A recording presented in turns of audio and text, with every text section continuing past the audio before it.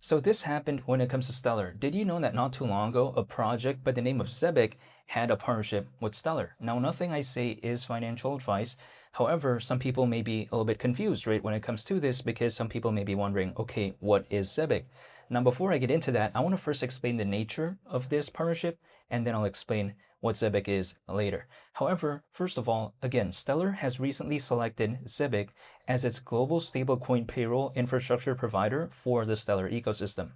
Furthermore, we take a look at when it comes to this post that Zebic made, they do mention an aspect of a direct integration to MoneyGram's 50 million customers across Latin America and beyond. I think that right there seems to be pretty impressive. And again, there is an aspect of stablecoins here, right? And why does this matter? Well, it's because we clearly know that Stellar cares about this type of stuff. Take a look at, let's say, for instance, in November, or should I say in last year, in November, right? Now, remember back then, US Bank, it was testing custom stablecoin issuance on the Stellar network. So again, we already know that Stellar cares about stablecoins, and we already know it's kind of a focus that seems to be pretty, I guess, interesting as of right now. However, we kind of tie it all in back to this recent post, Zebic becoming a partner when it comes to Stellar. I find that right there to be pretty amazing. Now, again, people like to say, okay, what is Zebic? Now, if I want to explain Zebic in a simple way, Zebic is basically a project that's focused on global trade and finance. However, it does have a backer like Circle, which is the creator of USDC. Furthermore, it does have a backer like Solana Ventures.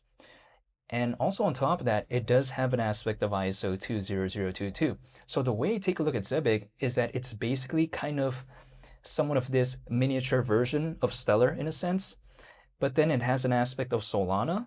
Furthermore, ZBCN just has a way lower market cap than XLM. That's kind of the basic gist of it in my opinion. But if we take a look at it, at the end of the day, Zebic and Stellar, they're both primarily focused on global trade and finance. But one's just way more popular, the other one's just way smaller. It's kind of like a pepperoni and cheese pizza, right? Either I get the large size or the medium size.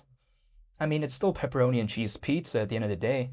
The only thing that's different is the size. You know, one's bigger, one's smaller. That's the way you take a look at it. So when I take a look at this right here, I think this is pretty impressive because if I think about it, I view Stellar as being arguably the second most popular project within this space in terms of global trade and finance.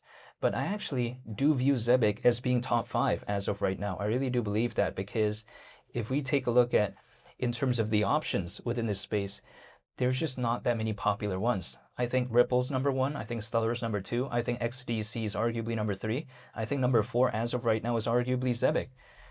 And number 5 is Onyx. Number 6, I think, is either a toss-up between XPR or Swiftcoin. And number 7, again, it's a toss-up between those two as well. So I don't think there's that many projects that are that popular within this space that are focused on global trade and finance. So if I see arguably the second most popular project within the niche of global trade and finance have a partnership with the arguable number 4 most popular project, again, within its own niche, I do view it as a pretty amazing victory at the end of the day.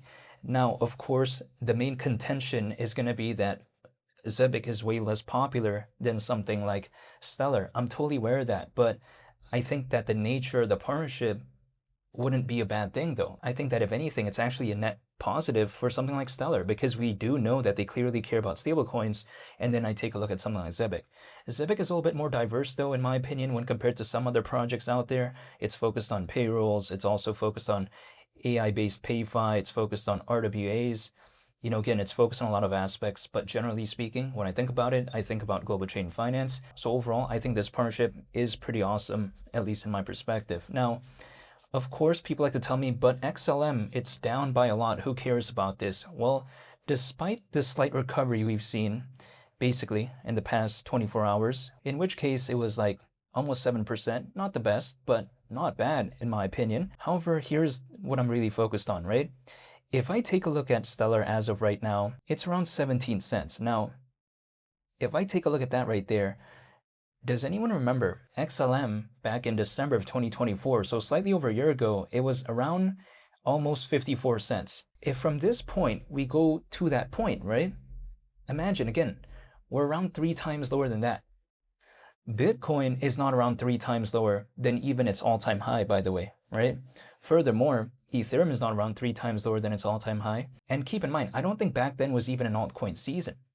So if XLM could just go back to around 54 cents, I'm going to Sizzler. That's the way to take a look at it. It's already a going to Sizzler type of moment in my opinion, because if it could go just from this point back to around 54 cents, I have no complaints. I don't even need an altcoin season at that point just because XLM has had that much of a pullback. But that's the thing, right? Usually people ignore a project when it's down, but then sometimes they care about it later on after it's done its thing. But that's not my mindset, because when people ignore a project, when they don't care about it, when it's kind of forgotten about, what happens? Usually the charts go down. But when the charts go down, what do I like that for? I like that in terms of dollar cost averaging. So to me, I'm not concerned when it comes to XLM, in my opinion, at least. Like, I'm not worried about this because I feel like XLM clearly has showcased that it was able to reach around 54 cents without an altcoin season, because I don't think December of 2024 was an altcoin season. So it's already showcased that it was able to do that, right? So if the sentiment could just go back to that point, I don't even need an altcoin season anymore. Now, of course, an altcoin season would be absolutely amazing, in my opinion, but I don't need that in order to be happy anymore, because now things are so low. If it could just go back to that point from where it is as of right now, again, we're around 3 times lower than that. I'm already pretty happy actually. But even if I don't take a look at it that far, let's say I just want to take a look at 2025 more specifically, we already saw around 47 cents back in July of 2025. So either way, if XLM goes back to July of 2025 or December of 2024, I'm already going to Sizzler. That's just kind of my mindset as of right now. And I don't think that Stellar fundamentally became worse or anything like that. I just feel like it's the sentiment not doing the best. But you know what? If, let's say, the sentiments are not doing the best and random memes that I've never heard of, random microcaps are having a pullback, but then also at the same time XLM is having a pullback, I'm going to ignore those microcaps and those random memes I've never heard of, because they're also having a pullback, but so is XLM. So of course, when things are having a pullback, I'm going to be focusing on the ones that I'm actually a fan of and the ones that I actually like the fundamentals of. And that's why personally, I'm still dollar cost averaging once a month when it comes to XLM, even though I am not telling anyone to do anything.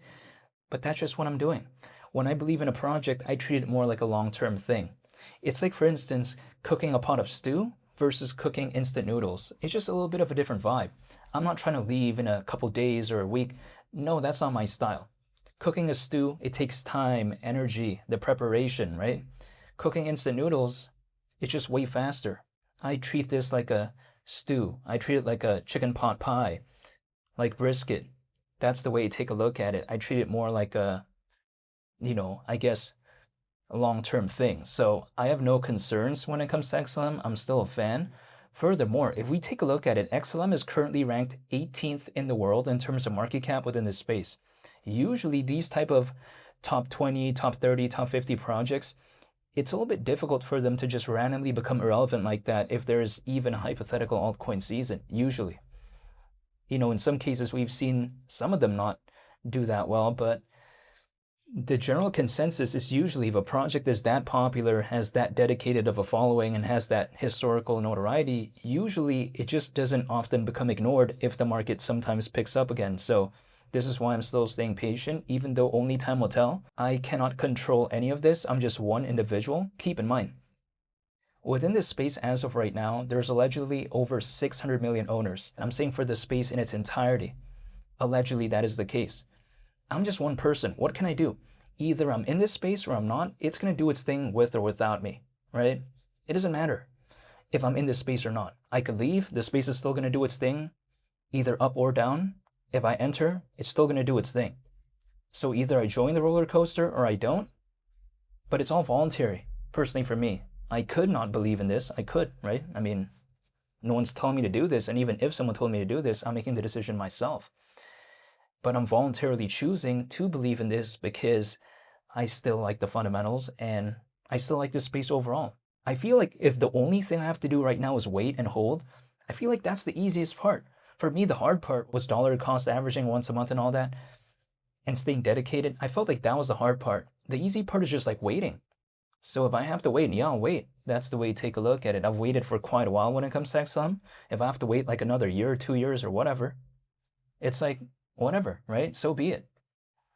I mean, what is the time limit really? I don't feel like there's a time limit.